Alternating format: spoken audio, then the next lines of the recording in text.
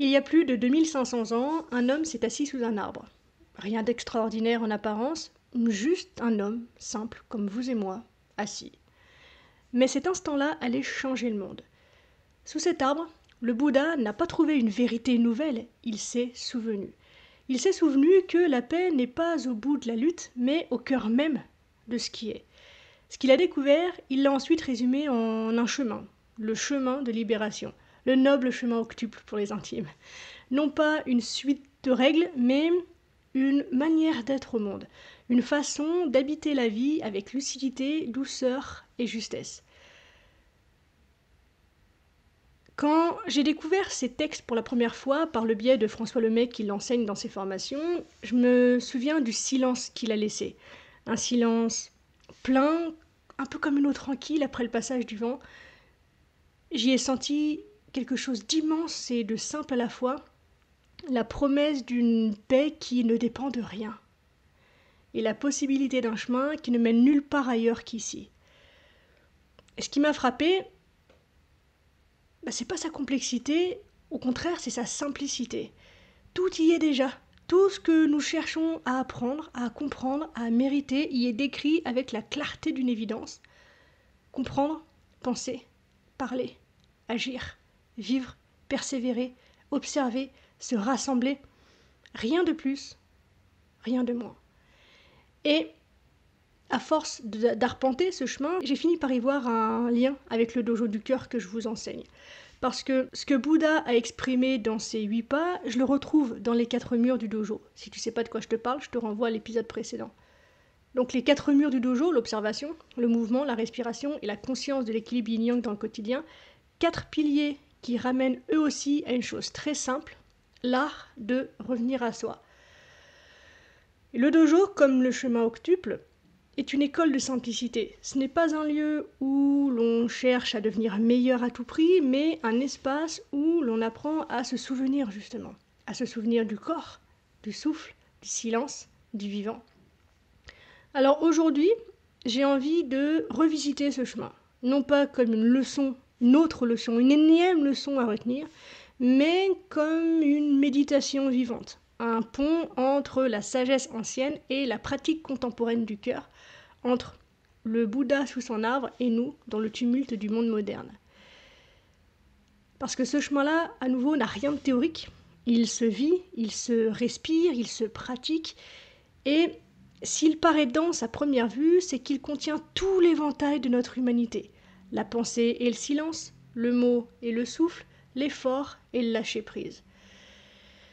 Mais au fond, il n'est qu'une invitation à la simplicité, une manière de dire ralentis, observe, respire. Tout est déjà là. Et si tout commençait là, dans cette simplicité dont on parle tant, mais qu'on oublie pourtant si souvent?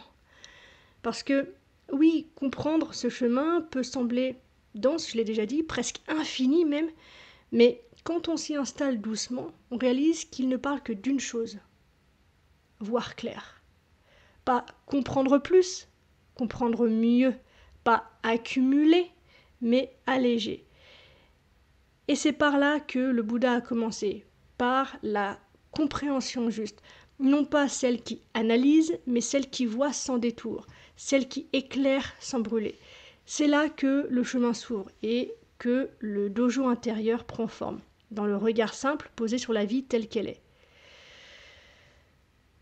Et donc pour cela, le Bouddha s'est assis sous un arbre. Moi, je m'assois devant un micro. C'est un peu moins mythique, mais l'intention est la même.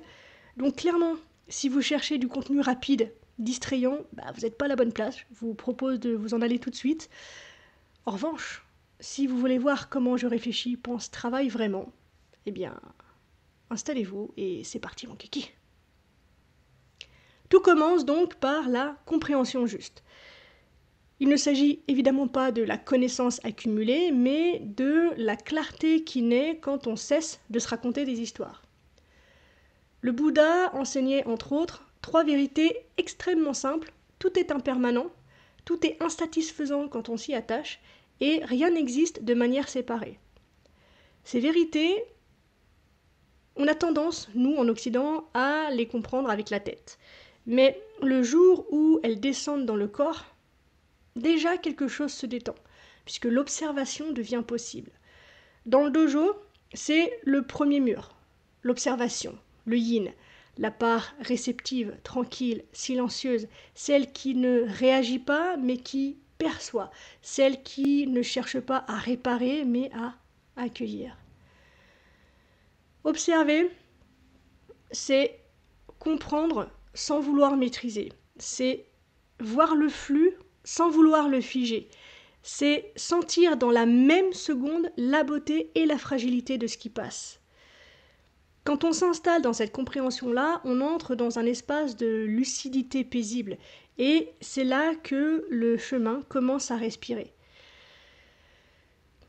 Mais cette compréhension ne naît pas d'un effort intellectuel, elle se révèle dans les interstices, dans ces moments où la vie te retire les repères auxquels tu t'accroches. Elle se dépose comme une rose fine au petit matin de ton âme quand tu n'as plus besoin de tout expliquer. C'est un glissement subtil en fait entre je dois comprendre et je me laisse comprendre. De je cherche le sens à le sens m'effleure. Par conséquent, les grandes questions du type pourquoi moi, pourquoi maintenant, qu'est-ce que je dois apprendre cessent d'exiger une réponse, elles se transforment en présence. À partir de là, tu ne regardes plus la vie comme un problème à résoudre, mais comme un courant à traverser avec attention.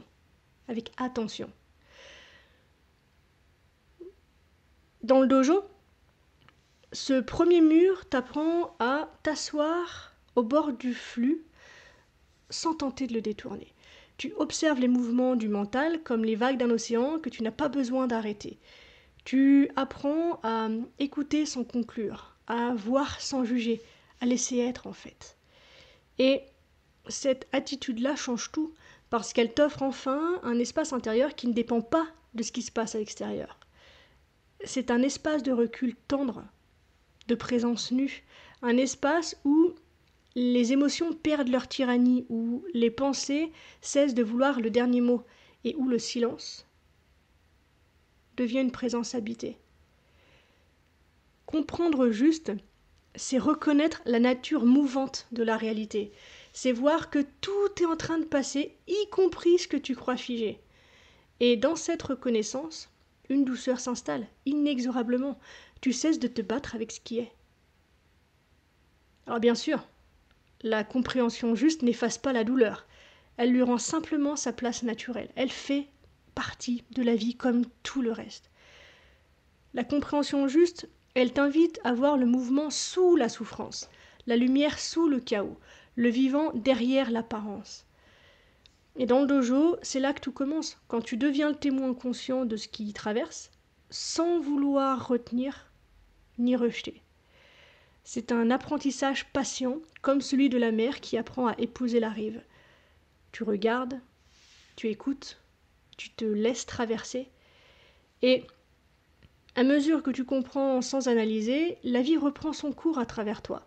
Tu redeviens fleuve, tu redeviens souffle, tu redeviens calme. Alors seulement la compréhension cesse d'être un concept. Elle devient une manière d'aimer. Et souvent, quand j'exprime cela, à ce moment-là, quelqu'un me demande « Mais alors du coup, on fait quoi? On arrête de réfléchir? On s'assoit en lotus, on attend que les choses se passent et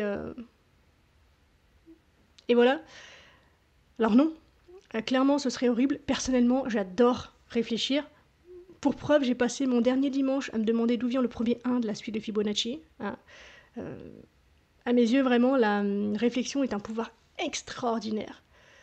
Par contre, on apprend à réfléchir autrement.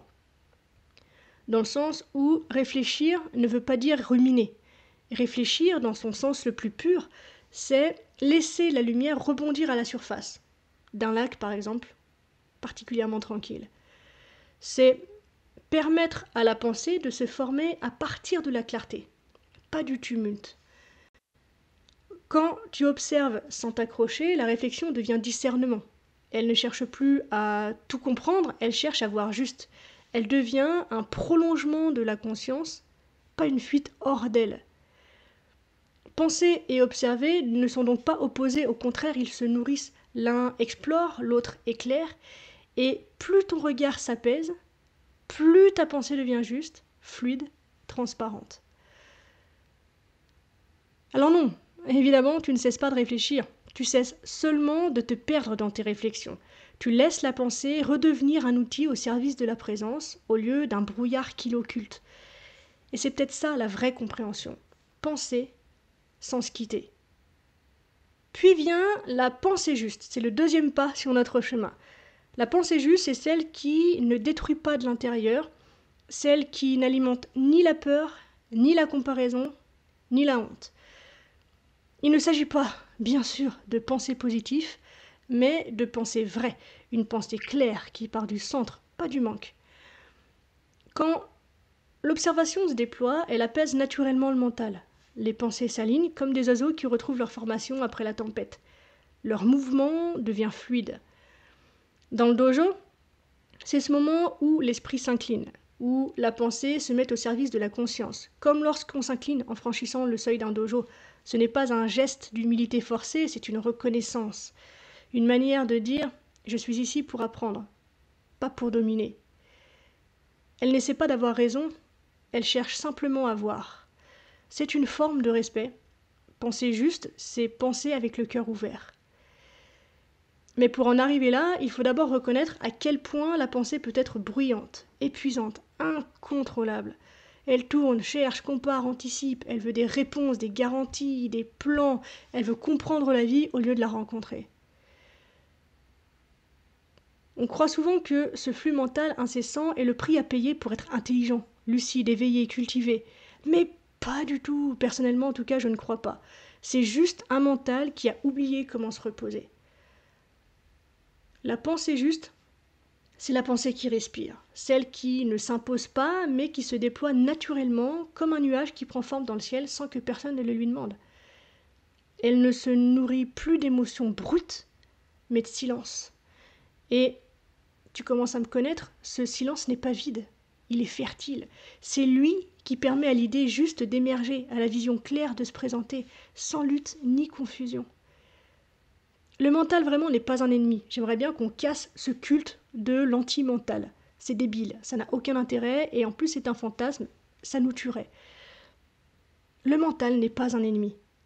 Et dans ce cadre-là, sur ce deuxième pas du chemin, il devient un miroir, une interface. Ce n'est plus lui qui te possède, c'est toi qui le tiens doucement dans ta main avec bienveillance. Penser juste, ce n'est pas arrêter de penser, c'est apprendre à penser depuis un espace d'équilibre. C'est ne plus laisser la pensée prendre toute la place ni s'accrocher à elle comme à une vérité absolue. C'est se rappeler que la pensée n'est qu'un outil, pas une identité, encore moins une vérité. Et dans le dojo, cette étape est un basculement. L'observation yin a ouvert la voie, a calmé les eaux, et maintenant la pensée peut se poser dessus, claire, posée, limpide. Elle devient mouvement, donc yang, mais un mouvement précis, conscient, non dispersé. C'est le moment où la clarté rencontre la douceur, où l'analyse devient contemplation, où comprendre cesse d'être une tension pour devenir un geste de présence. Penser juste, c'est ne plus s'identifier à tout ce qui passe dans ta tête. C'est regarder tes pensées comme tu regarderais un ciel traversé d'oiseaux migrateurs. Tu les vois passer, à la rigueur tu les salues, et tu les laisses poursuivre leur chemin. Certaines reviennent, d'autres se perdent. Une chose est sûre, tu n'as plus besoin de les retenir. Et à force de pratiquer cela, tu découvres un espace en toi qui ne pense pas, mais qui voit la pensée. Cet espace-là, c'est le cœur conscient, le témoin silencieux qui ne juge rien, mais qui comprend tout. Tu connais sûrement cette locution célèbre de Descartes, « Cogito ergo sum », je pense donc je suis. Mais la pensée juste t'apprend l'inverse. Elle t'invite à sentir « je sens, donc je peux penser ». La pensée n'est plus la preuve de ton existence, elle devient une de ses expressions possibles. Et quand tu reviens à cet ordre naturel, la pensée retrouve sa légèreté, sa créativité, sa beauté. Elle redevient ce qu'elle aurait toujours dû être, un courant de conscience qui joue, qui relie, qui invente. Alors seulement tu commences à voir différemment. Tu penses moins pour résoudre et plus pour explorer. Tu ne rumines plus, tu observes. Tu ne conclus plus, tu t'ouvres. C'est à cet endroit précis que naît la pensée vivante, celle qui ne juge pas mais éclaire, celle qui ne se répète pas mais écoute avant de répondre, celle qui ne veut pas convaincre mais comprendre. Et plus tu avances, plus tu sens que penser juste n'est pas une gymnastique intellectuelle, c'est un art de la nuance, un art du vivant, un art du discernement tranquille. C'est aussi une pensée complète, une pensée qui embrasse les deux pôles d'une même réalité. Elle ne cherche plus à choisir un camp, elle équilibre les perceptions, elle perçoit la totalité d'un mouvement avant de se prononcer. C'est une pensée globale, circulaire, qui inclut les ombres et la lumière, le visible et l'invisible. C'est la pensée du dojo, stable, ancrée, ouverte.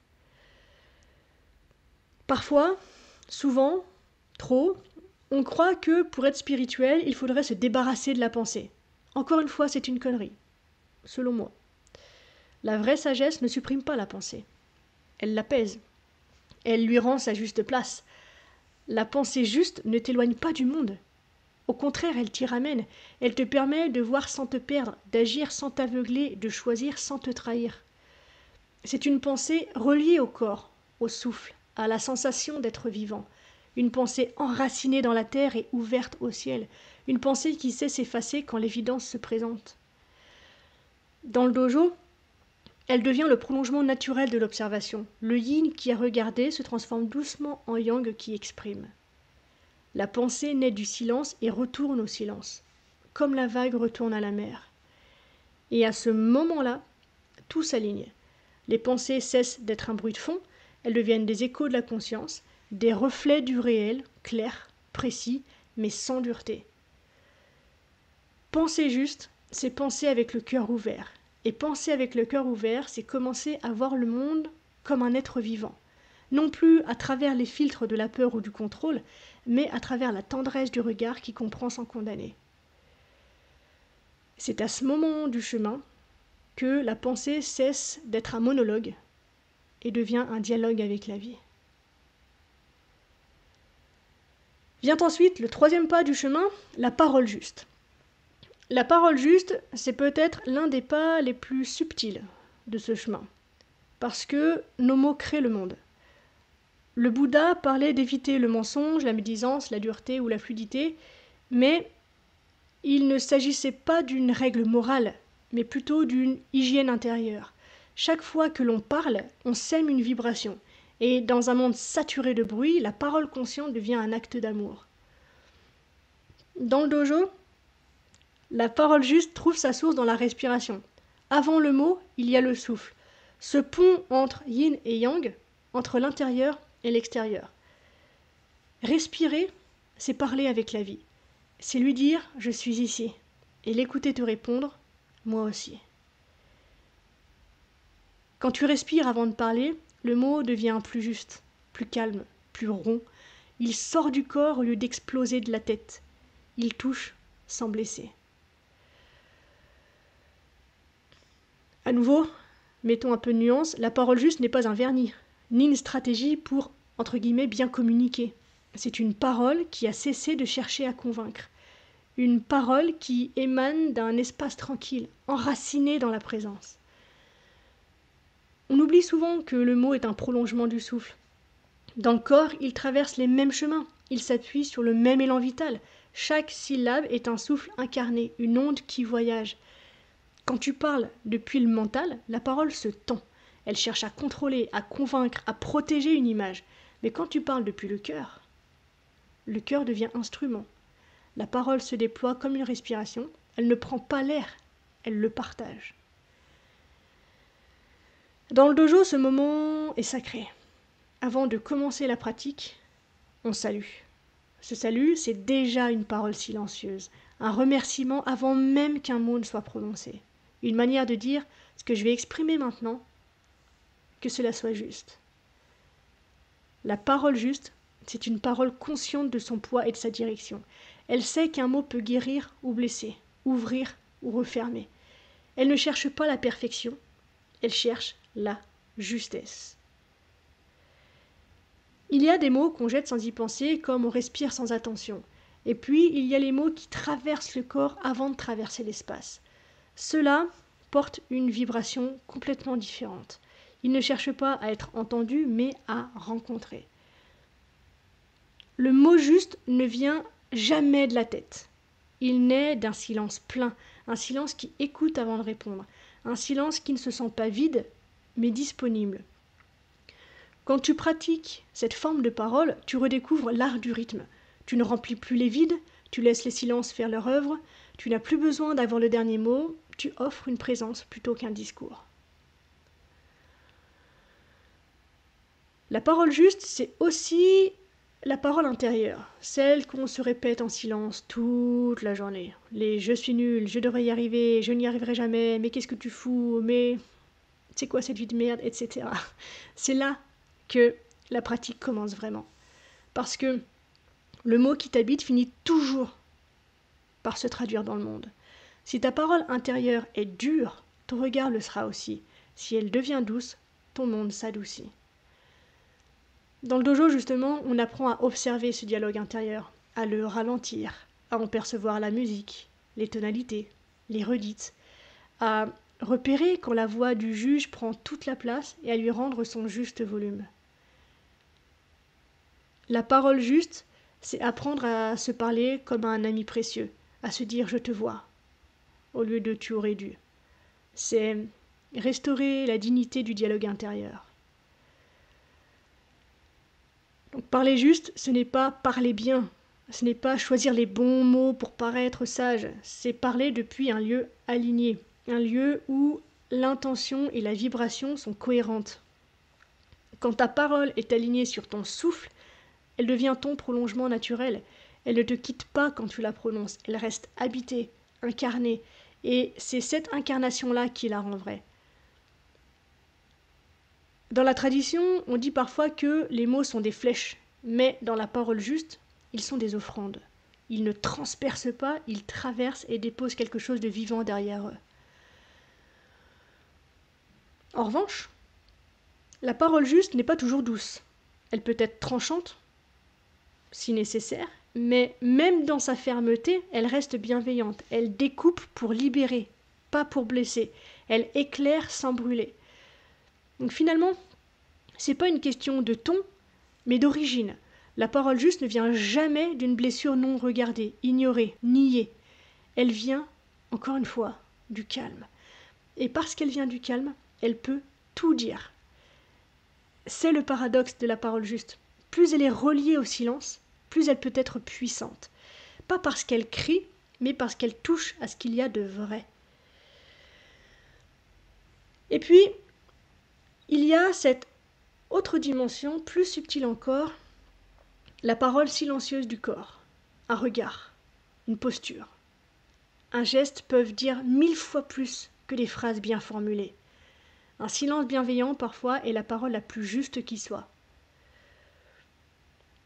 Dans le dojo, cette parole non dite est partout. Dans la manière d'ajuster un mouvement, de poser le pied, de respirer avec les autres, chaque respiration partagée devient une conversation d'âme. Un langage sans mots, mais chargé de présence. Donc oui, la parole juste commence par le souffle, mais elle se déploie dans toutes les directions. Dans la parole extérieure, dans la parole intérieure, dans la parole silencieuse du corps. Elle est le fruit d'une écoute. Parce que pour parler juste, il faut d'abord apprendre à écouter. Écouter le silence avant qu'il ne se transforme en son. Écouter la vibration avant qu'elle ne devienne mot. Écouter l'autre sans préparer sa réponse. Et c'est là, dans cette écoute, que la parole retrouve son essence première, une parole qui relie, qui pacifie, qui rappelle à la vie. Dans le fond, parler juste, c'est respirer juste. C'est dire depuis le souffle et non depuis la peur. C'est Se rappeler que la parole n'est pas une arme, mais une offrande, et que chaque mot est une trace d'énergie qu'on dépose dans le monde. Par conséquent, avant de parler, respire, observe ce que ton mot va porter, et s'il est né du calme, il portera la paix. Le prochain pas, c'est l'action juste. L'action juste, mettons-nous d'accord tout de suite, ne vient pas d'un plan, ni d'une to-do list, mais encore une fois, d'une écoute. C'est le geste qui naît naturellement quand le corps et l'esprit se rencontrent dans la présence. Le Bouddha l'appelait l'action libre de cruauté. Dans le dojo, c'est le mouvement conscient, le deuxième mur, le mur du yang. Celui qui agit avec précision, avec intention, mais sans tension. Personnellement, j'ai longtemps cru que agir juste signifiait agir bien. Aujourd'hui, je vois que c'est surtout agir depuis un espace clair. Quand le geste vient du calme, il porte sa propre lumière.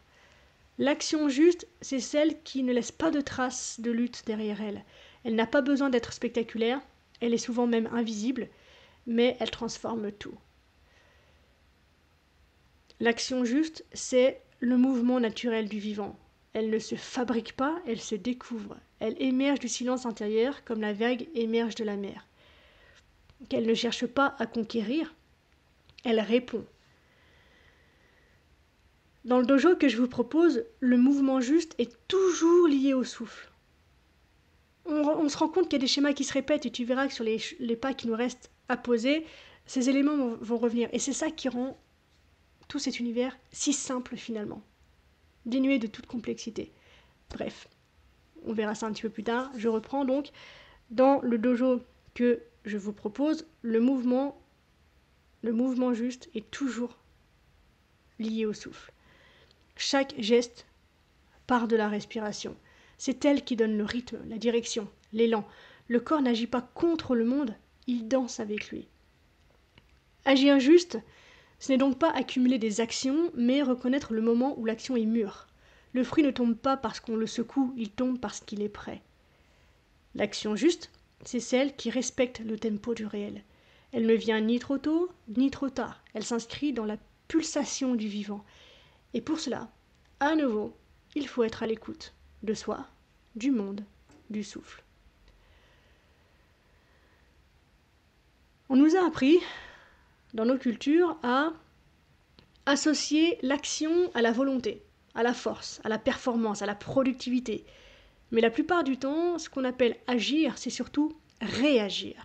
On répond à la peur, à la pression, à l'habitude, à l'urgence. L'action juste, elle, ne vient pas de la peur, elle vient de la clarté. Elle n'est pas motivée par le manque, mais par la présence. Elle ne fuit rien, elle répond à un appel. C'est une action qui est enracinée, un mouvement depuis l'intérieur, pas une course vers l'avant. Le geste naît du centre, non du chaos. Et dans le dojo, c'est un art que l'on pratique sans fin, réapprendre à bouger depuis la conscience, pas depuis l'attention, à laisser la force circuler sans crispation, à sentir le moment où l'énergie se transforme en mouvement et le moment où elle revient au repos. L'action juste demande une grande sensibilité. Elle naît de l'alliance entre le yin et le yang, entre réceptivité et initiative. Agir sans avoir observé, c'est de l'agitation. Observer sans jamais agir, c'est de la stagnation. Et le dojo nous apprend à unir les deux. L'observation yin prépare le terrain, le mouvement yang lui donne forme, et la respiration relie les deux dans un seul souffle. C'est ce lien qui rend l'action consciente. Tu n'agis plus contre quelque chose, mais avec ce qui est. Tu accompagnes le mouvement de la vie au lieu d'essayer de le forcer.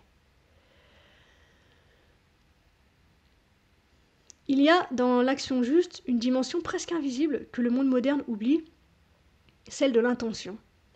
Deux gestes identiques posés avec deux intentions différentes n'ont pas du tout la même vibration. L'un peut apaiser, l'autre blesser. L'un peut construire, l'autre éroder. Le geste du corps n'est jamais neutre. Il porte l'énergie du cœur qui l'anime. C'est pourquoi, dans le dojo, chaque mouvement, même minime, même infime, est sacré. parce qu'elle est la traduction directe de ton état intérieur. Tu marches, tu tends une main, tu t'inclines, tu respires, et dans chacun de ces gestes, il y a ton monde, ta manière d'être au monde. Agir juste, ce n'est pas en faire moins ou plus, c'est faire ce qui est nécessaire et seulement cela. C'est la sobriété du geste, le dépouillement de l'action. C'est aussi savoir quand ne pas agir. L'inaction n'est pas toujours paresse. Parfois, c'est la sagesse du corps qui sent que ce n'est pas encore le moment. Laisser reposer, laisser infuser, fait partie du mouvement. Dans les arts martiaux, un maître ne frappe pas le premier. Il ne frappe même pas pour attaquer. Il répond à la vie, avec une justesse absolue, sans excès ni retenue. C'est cela, le mouvement conscient. Une réponse équilibrée au réel. Et puis, il y a une autre subtilité, plus intérieure encore, celle du mouvement invisible. Ce n'est pas toujours le corps qui agit. Parfois, c'est la conscience qui bouge. Tu peux être parfaitement immobile et pourtant déplacer des montagnes en toi. Changer ton regard, ton énergie, ton rapport au monde, c'est déjà agir. Dans le dojo, ce mouvement invisible est aussi essentiel que le visible. L'un nourrit l'autre. Quand tu bouges dans le monde, ton silence intérieur s'affine. Quand tu plonges dans ton silence, ton action devient plus juste. C'est le va-et-vient permanent du yin et du yang, cette respiration naturelle de la vie. L'action juste ne se mesure pas à son résultat. Elle se mesure à la paix qu'elle laisse derrière elle. Tu sais que ton action était juste quand, une fois posée, elle ne te laisse ni vide, ni regret, ni tension. Quand ton cœur peut la regarder sans justification, quand ton corps reste détendu, ton souffle fluide. Donc elle non plus ne cherche pas la perfection, elle cherche la cohérence. Et cette cohérence-là, elle ne se pense pas, elle se vit, elle se ressent. C'est un alignement intérieur, une harmonie subtile entre ce que tu perçois, ce que tu ressens et ce que tu poses dans le monde. Agir juste, c'est devenir canal du vivant. Ce n'est plus toi qui force les choses, c'est la vie qui agit naturellement à travers toi. C'est le fameux Wu Wei dont je parle souvent. Et toi, tu te contentes de lui laisser le passage libre. C'est une forme de souplesse intérieure, comme un art martial de la conscience. Tu n'imposes rien, tu accompagnes. Tu n'as plus besoin d'être fort. Tu deviens fluide, souple. Et dans cette fluidité, l'action retrouve sa noblesse originelle, celle de servir, non de conquérir. Dans le dojo du cœur, on apprend que l'action juste est la conséquence naturelle d'un esprit paisible, qu'il n'y a rien à forcer, seulement à écouter, et que la véritable puissance naît toujours du calme. Parce qu'au fond, ce n'est pas le monde qu'on cherche à changer, c'est la manière dont on s'y engage. Et ça, c'est un art du geste, un art du souffle, un art d'aimer en mouvement. Le 5e pas sur ce chemin parle de cohérence, de la façon dont on met son énergie au service du monde. Le Bouddha disait « Ne gagne pas ta vie au détriment de la vie ». Et c'est un précepte qui me touche profondément parce qu'on vit dans un système qui inverse souvent cette logique. On sacrifie notre souffle, notre santé, nos rêves, notre environnement pour continuer à produire. Le moyen d'existence juste, c'est le choix de la dignité. C'est décider que son travail, ses échanges, ses engagements serviront la paix plutôt que la peur. Dans le dojo, c'est le prolongement du mouvement conscient. C'est la mise en forme de la paix intérieure dans le monde concret. C'est transformer la survie en offrande. Peu importe le métier, ce qui compte, c'est la qualité de présence qu'on y met, la justesse avec laquelle on y respire. Mais du coup, ça veut dire quoi, gagner sa vie ? Cette expression étrange, comme si la vie était une récompense qu'il fallait mériter. La vie n'a pas à être gagnée, elle est donnée. Ce que nous avons à gagner, c'est la conscience de la vivre pleinement. Le moyen d'existence juste, le nom donc de ce 5e pas, c'est peut-être ça, transformer le temps que l'on consacre à faire en un espace où l'on continue d'être. Travailler sans se perdre, créer sans se vider, offrir sans s'oublier. En gros, c'est une écologie intérieure. Comment j'utilise mon énergie ? Est-ce que je la dépense ou est-ce que je la fais circuler? Est-ce que je construis depuis la peur de manquer ou depuis la joie d'apporter? Dans le dojo, cette question est présente à chaque mouvement. On n'exécute pas, on habite, on ne produit pas, on partage une intention. Et chaque geste devient une prière silencieuse. Que ce que je fais soit utile, juste et respectueux du vivant. Il y a dans cette voie un retour à la simplicité. Le moyen d'existence juste ne se mesure pas à ce que tu gagnes, mais à ce que tu cultives. Ce que ton activité fait grandir en toi, la paix ou la crispation, la gratitude ou le ressentiment, et ce qu'elle fait grandir autour de toi, le lien ou la distance, la confiance ou la méfiance. On peut exercer n'importe quelle profession et rester dans la voie du cœur, si l'intention est pure, si l'acte est aligné, si la présence est réelle. Ce n'est pas le métier qui rend l'existence juste, c'est la conscience qu'on y met. Dans le monde aujourd'hui, beaucoup travaillent sans y être. Le corps agit, mais l'esprit est complètement ailleurs. Alors la fatigue n'est pas seulement physique, elle devient existentielle, parce qu'on s'éloigne de soi à mesure qu'on avance dans la journée. Le moyen d'existence juste nous ramène à la source. Il nous rappelle que nous ne sommes pas faits pour survivre, mais pour servir. Pas au sens religieux du mot, mais dans le sens de se mettre au service de la vie, que chaque tâche, si humble soit-elle, puisse devenir un espace de conscience. Quand on parle de dojo, il y a une image qui vient souvent, qui est connue, c'est celle du moine qui balaie. Le moine qui balaie, il ne fait pas le ménage. Il purifie l'espace. Quand on replace un objet, on honore la forme. Chaque action devient un symbole, une extension du soin qu'on porte à l'intérieur. Cette attention-là transforme tout, la pièce, le corps, l'esprit. Et donc c'est la même chose dans la vie quotidienne. Ce n'est pas ce que tu fais qui compte, c'est comment tu le fais. Le regard, le souffle, la qualité d'intention que tu y déposes. Travailler en conscience, c'est redonner un sens sacré aux gestes ordinaires. C'est comprendre que même dans les systèmes les plus contraints, il existe une marge de liberté, celle de la manière. Tu peux agir par peur ou par amour. Tu peux répéter ou créer. Tu peux servir l'épuisement ou nourrir la paix. Le moyen d'existence juste n'est pas un luxe spirituel réservé à ceux qui ont déjà tout réglé. C'est un chemin qui se pratique dans le concret, dans les mails à envoyer, les factures à payer, les réunions à supporter, les clients à écouter. C'est là que se joue la cohérence. C'est là que tu décides, est-ce que je reste présent? Est-ce que je garde mon souffle? Tu n'as pas besoin d'un métier parfait pour vivre aligné, contrairement à ce qu'on essaie de nous faire croire.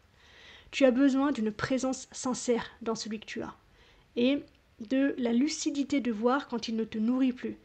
Parce qu'il y a aussi ça dans le moyen d'existence juste, le courage de quitter ce qui n'a plus de sens. Pas par fuite, mais par fidélité à la vie, par respect pour cette énergie qui t'a été confiée. Peut-être qu'un jour tu sentiras que ta manière de servir doit changer, que la forme n'est plus juste, que l'énergie s'épuise. À ce moment-là, la voix t'invitera à ajuster, à déplacer ton centre, comme un pratiquant qui change de posture sans perdre son équilibre. Ce déplacement fait partie du chemin. Donc, ce qui est intéressant là, c'est qu'on constate que le moyen d'existence juste n'est pas figé.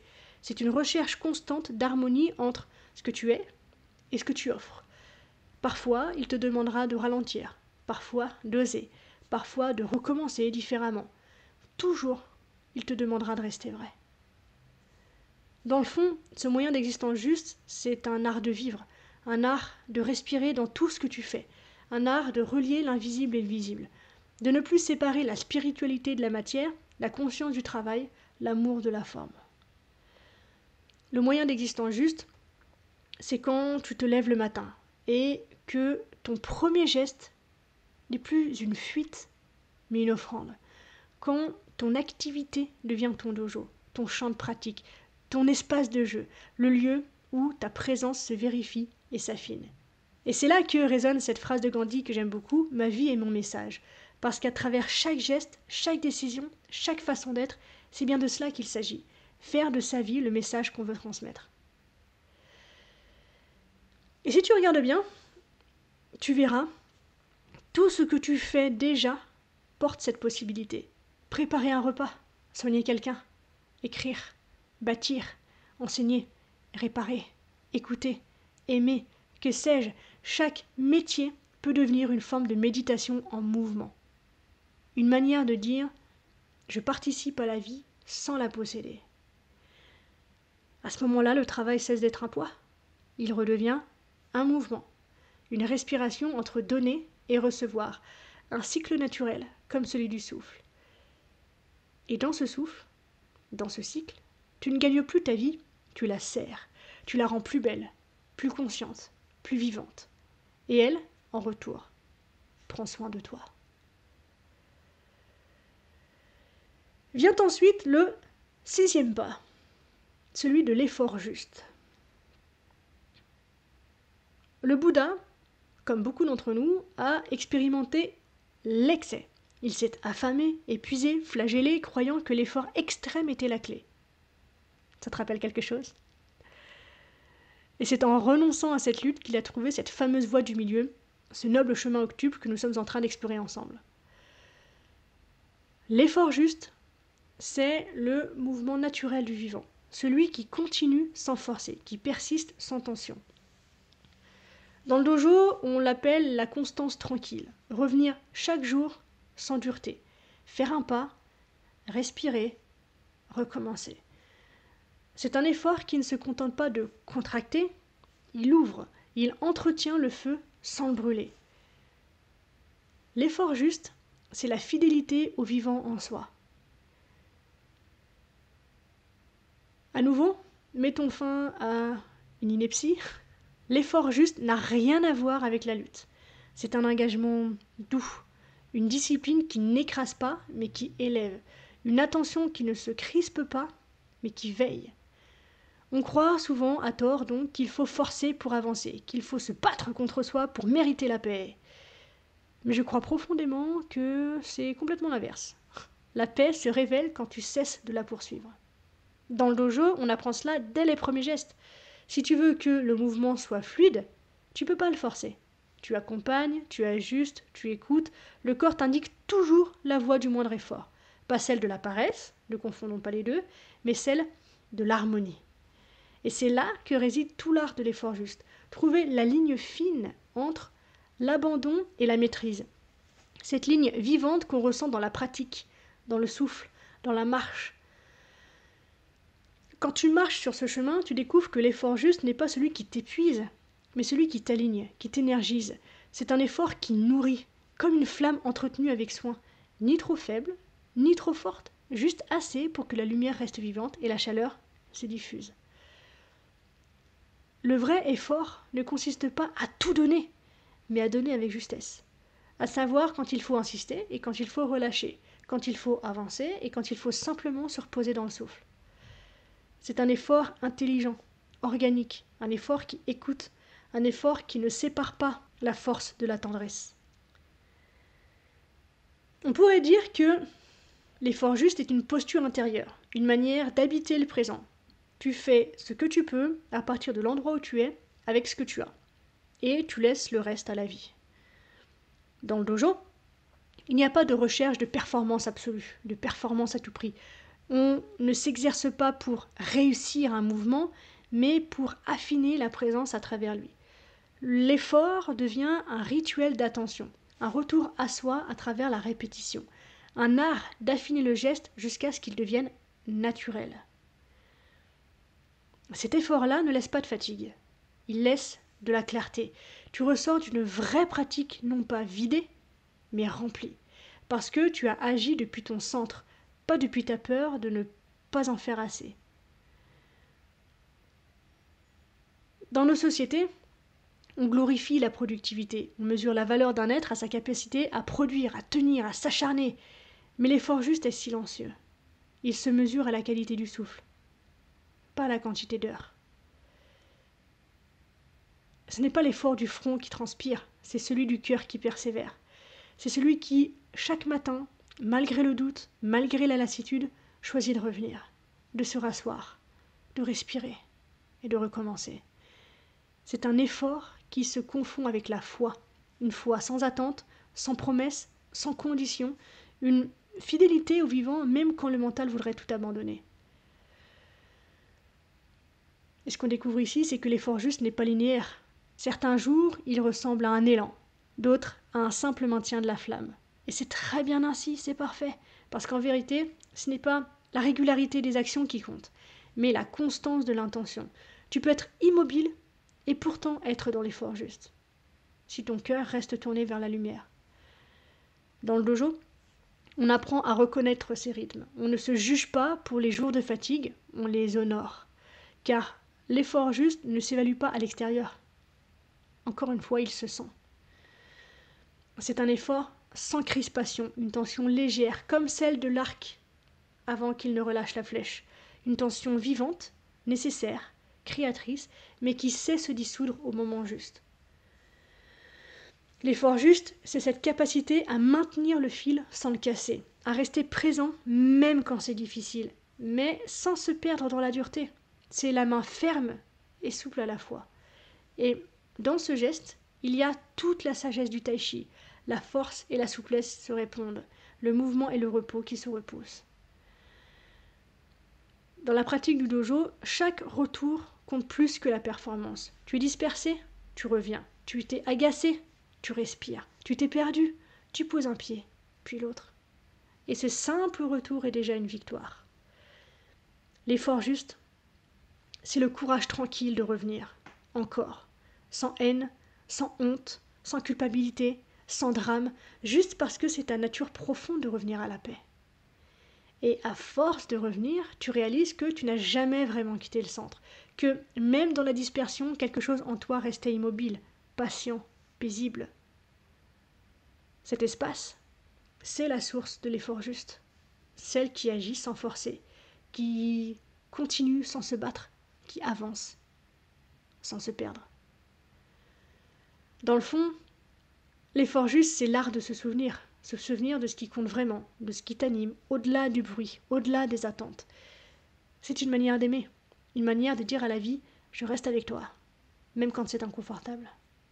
Et c'est cette fidélité-là, simple et silencieuse, qui transforme une pratique en chemin, et un chemin en art de vivre. C'est ainsi que l'on arrive au 7e pas de notre chemin, l'attention juste, et ce pas-là, personnellement, m'émerveille, parce qu'il est à la fois simple et immense. Le Bouddha parlait d'attention au corps, aux émotions, à l'esprit et aux phénomènes. En d'autres termes, être là, entièrement. Dans le dojo, c'est le 4e mur, celui de la conscience au quotidien, celui où tout ce qu'on a appris se fond dans la vie réelle, là où la pratique quitte le coussin et s'invite dans la vaisselle, la marche, les relations, le travail. L'attention juste, c'est cette qualité de regard qui transforme tout ce qu'elle touche. Ce que tu regardes avec amour s'apaise, ce que tu regardes avec présence s'ouvre. C'est dans cette attention-là que le monde devient dojo. Mais l'attention juste n'est pas une concentration constipée. Ce n'est pas un effort de vigilance, c'est un accueil, une respiration large. C'est comme ajuster la lentille d'un appareil photo jusqu'à ce que l'image se mette au point. Et qu'en même temps, tu cesses de vouloir contrôler ce que tu vois. Elle ne cherche pas à retenir, elle se contente d'accompagner. Elle suit le flux de la vie comme une barque suit le courant, sans perdre l'équilibre.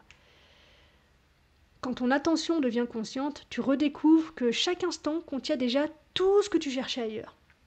Le corps, les sons, la lumière, les odeurs, tout devient passage vers la présence.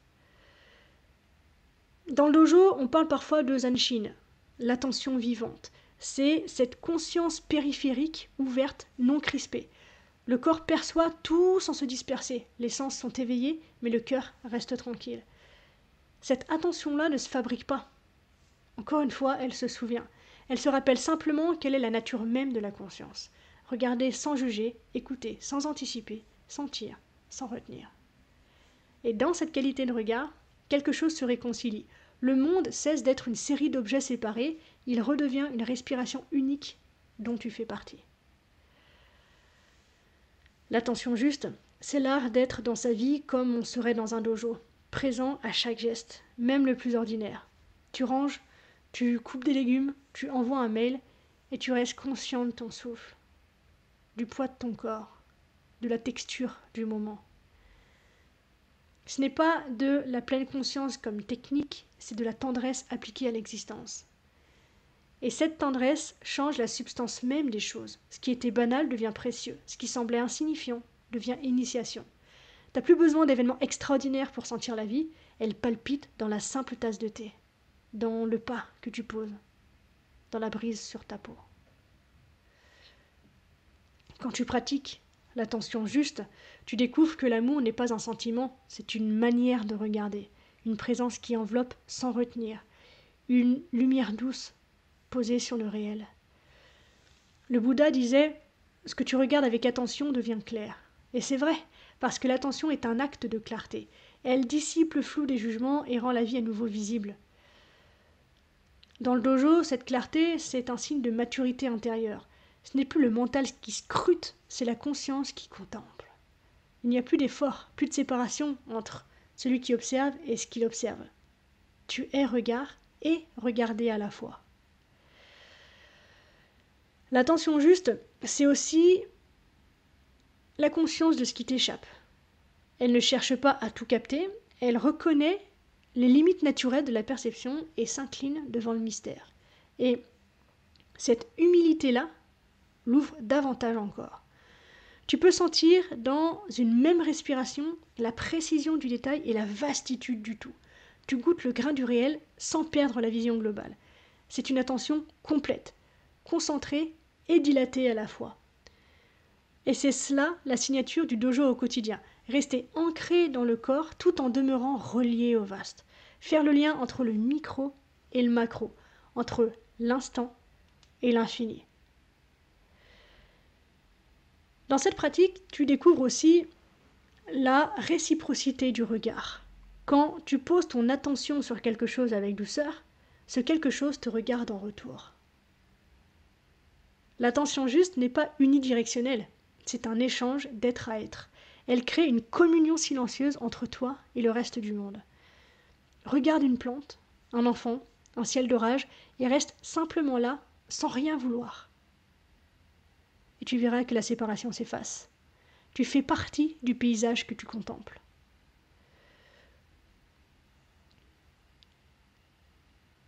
Gardons à l'esprit ici à nouveau que l'attention juste ne s'apprend pas une fois pour toutes. Elle se cultive comme un jardin. Certains jours, elle fleurit d'elle-même. D'autres, elle demande à être arrosée de patience. Mais même quand tu crois l'avoir perdue, elle n'est jamais loin. Elle dort juste sous la surface, comme une graine attendant la lumière. Et c'est pour ça que la pratique quotidienne du dojo existe, pour entretenir ce lien, pour nourrir ce rappel. Chaque retour est une floraison, chaque instant de présence redonne couleur et relief à la vie. Et quand tu vis depuis cette attention-là, tu n'as plus besoin de chercher la spiritualité ailleurs. Elle est là, dans la manière dont tu regardes, dont tu écoutes, dont tu touches. Le sacré cesse d'être un lieu, il devient une manière d'être au monde. Alors la vaisselle devient méditation, la marche devient prière, le silence devient musique. Tout devient dojo. Et à ce moment-là, on peut engager le 8e et dernier pas de ce chemin, celui de la concentration juste. Mais ici, le mot concentration ne veut pas dire effort, il parle d'unification. Quand le corps, le souffle et l'esprit respirent ensemble, la dispersion s'éteint d'elle-même.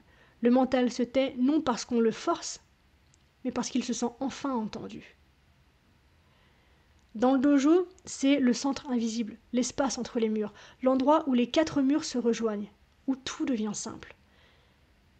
La concentration juste, à nouveau, n'est pas une pratique.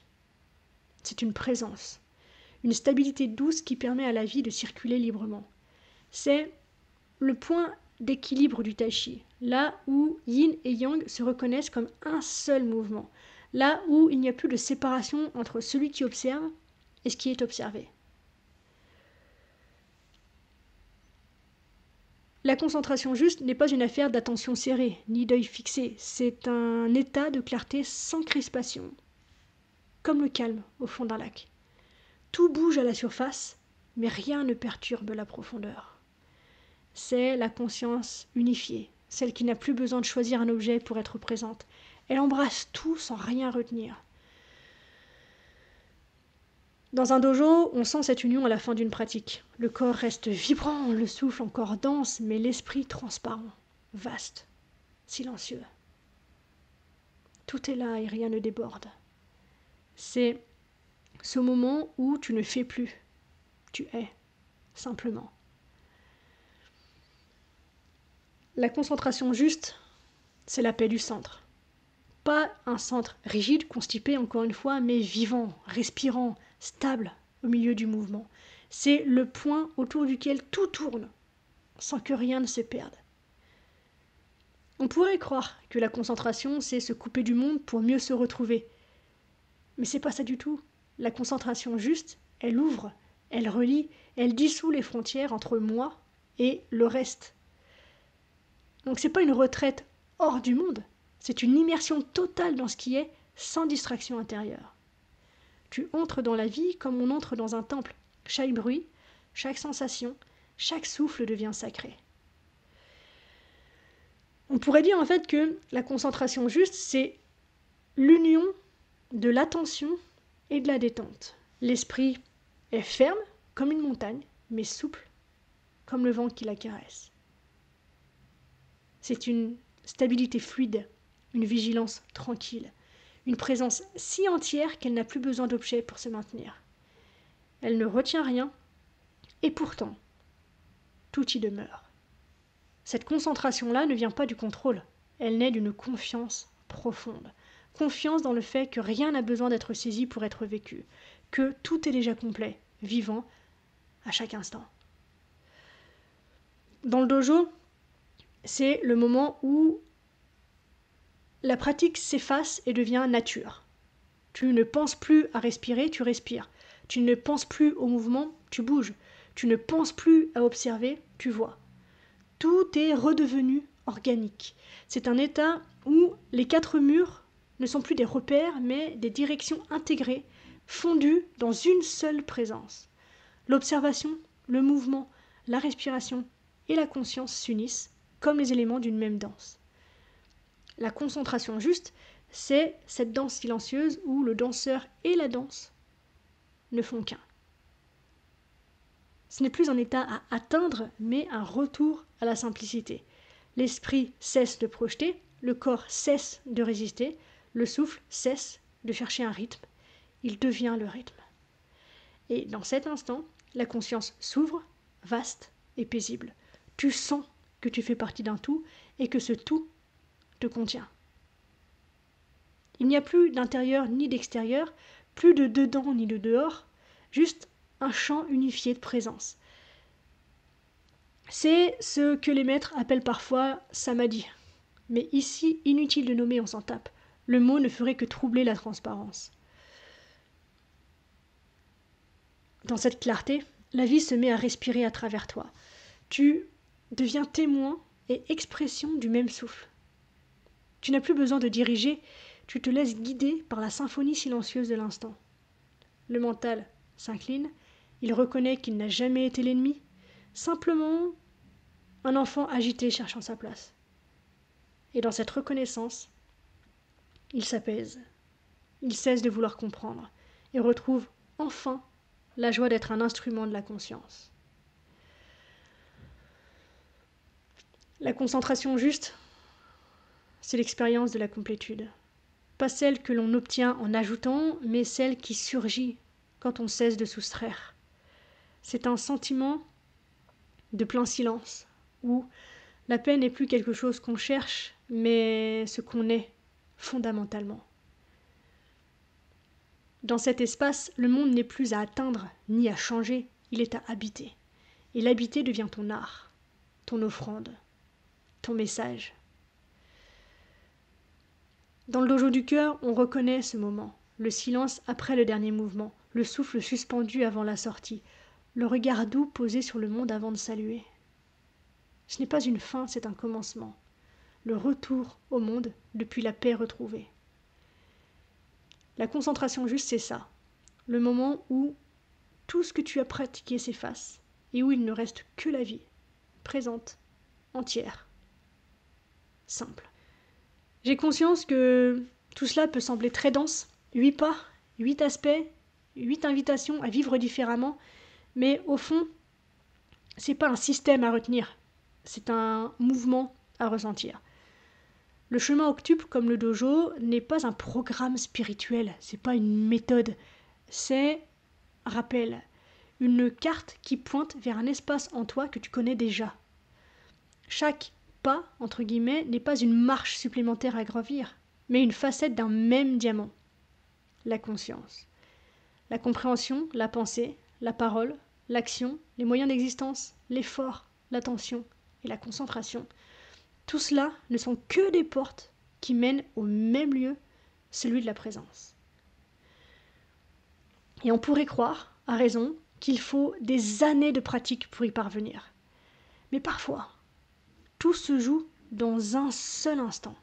Un instant de clarté, un instant d'abandon, un instant où tu te souviens. Tu te souviens que tout ce que tu cherchais à perfectionner était déjà parfait dans son imperfection. Tu te souviens que la sagesse n'est pas une montagne à gravir, mais une rivière à suivre. Et que ton dojo n'est pas un lieu à atteindre, mais un état à habiter. Le Bouddha, assis sous son arbre, ne nous a pas laissé une méthode à apprendre, mais une direction vers laquelle s'incliner. Celle du cœur calme, lucide, vivant. C'est la même direction que celle du dojo. Observer, respirer, bouger et vivre en équilibre. Une voie du milieu entre le faire et le laisser faire, entre la discipline et la douceur, entre la matière et le souffle. Dans le fond, tout se résume à ça. Revenir à la simplicité, ralentir jusqu'à entendre battre la vie sous la surface des choses. Ralentir jusqu'à sentir que tout est déjà là. Finalement, ce chemin n'exige rien d'autre que ta sincérité. Pas de grand exploit, pas de serment solennel, pas de toge blanche, juste la douceur de revenir. Encore, encore et encore. Revenir à la respiration, au corps, à la pensée claire, à la parole qui relie, à l'action qui sert, à l'attention qui éclaire et à la concentration qui unifie. Chaque retour est une pratique, chaque instant un dojo, chaque souffle un enseignement. Et c'est ça la beauté du chemin. Il commence et s'accomplit dans le même geste. Un geste simple, presque invisible, comme celui de s'asseoir, comme celui de respirer, comme celui d'aimer, sans vouloir changer. Il ne te demande pas de devenir quelqu'un d'autre, une meilleure version de toi-même, mais de te rappeler qui tu es déjà. Pas de tout comprendre, mais de te laisser traverser. Donc oui, tout cela peut sembler dense, mais c'est une densité qui fond dans la simplicité, un peu comme la neige qui se dissout dans la rivière qu'elle nourrit. Tout s'y ramène à un même principe, vivre en conscience. Et vivre en conscience, ce n'est rien d'autre que vivre, mais en présence. Vivre en sachant que chaque geste est un prolongement de ton âme, chaque mot une offrande, chaque souffle un retour à la maison. Tu n'as rien à atteindre, rien à prouver, rien à mériter, juste à t'incliner, comme on le fait avant d'entrer dans le dojo, à reconnaître la vie comme ton maître et le présent comme ton terrain d'entraînement. Parce qu'au bout du compte, il n'y a ni doctrine ni méthode, juste la vie et la manière dont tu choisis de la traverser.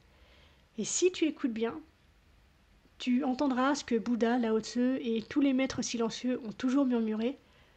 Le chemin, c'est toi.